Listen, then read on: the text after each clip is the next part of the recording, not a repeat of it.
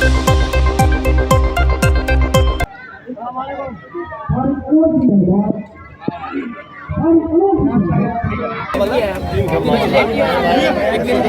कटिहार के सांसद तारिक अनवर बारसे प्रखंड के विभिन्न क्षेत्रों का दौरा कर रहे हैं। इस दौरान तारिक अनवर बांसकोटा पहुंचे और लोगों की समस्याओं से अवगत हुए। वही सांसद तारिक अनवर ने लोगों को आश्वासन दिया कि जल्द समस्याओं का समाधान किया जाएगा। बिजली को लेकर बहुत बड़ी समस्या है सर, और एक परिमार्जन को लेकर, भूमि परिमार्जन को लेकर लोग बहुत ज़्यादा परेशान है सर।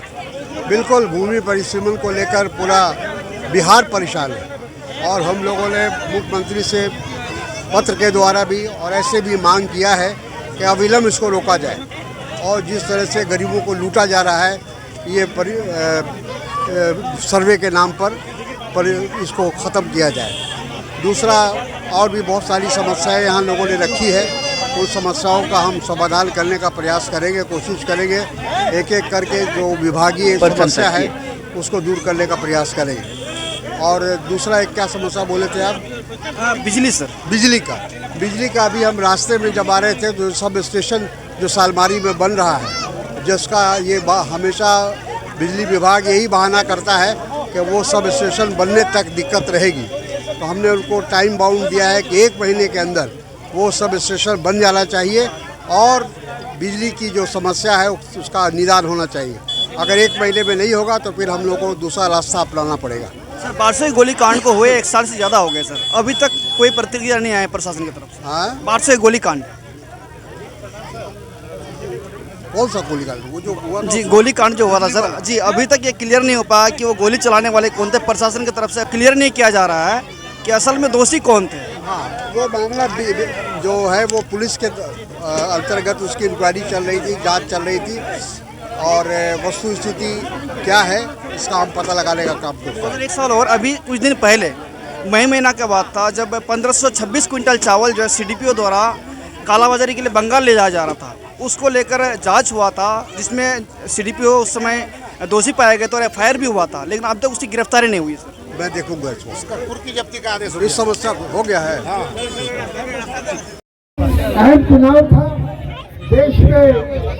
एक प्रकार से जो सरकार थी नरेंद्र मोदी की सरकार, वो देश के संविधान को बदलना चाहती थी, लोकतंत्र को समाप्त करना चाहती थी, लेकिन देशवासियों ने इस सरकार को, जो सरकार बहुमत में थी, उसको अल्पमत में लाने का काम किया।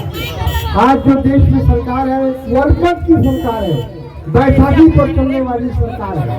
तो ये जो काम देशवासियों ने किया है वो इसीलिए किया है कि देश में हमको संविधान की रक्षा करना है, देश में लोकतंत्र की रक्षा करना है, गरीबों का जो समस्या है, गरीबों के लिए लड़ाई लड़नी है, बेरोजगारों के लिए लड़ाई लड़नी है, भ्रष्टाचार के खिलाफ लड़ाई लड़नी है। तो हम आपको यही वादा करेंगे कि आप सबके दुआओं से और आशीर्वाद से जो हम सांसद बने हैं, जनप्रतिनिधि आपके बने हैं, बनने के बाद जब हम दिल्ली गए और जो पहला लोकसभा की बैठक हुई, उस बैठक में हमने इस पूरे कटिहार, समस्त कटिहार जिले की जो समस्या, मुख्य समस्या थी, उसको रखने का काम किया है।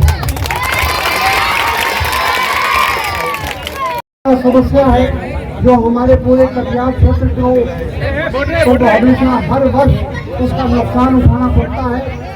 कटाव का मामला है जो बहुत सारा जो हमारे छोटे किसान हैं, मजदूर किसान हैं, उनकी जमीन लिप्त हो गई, उससे कैसे बचाया जाए, ये हमारे सामने समस्या है।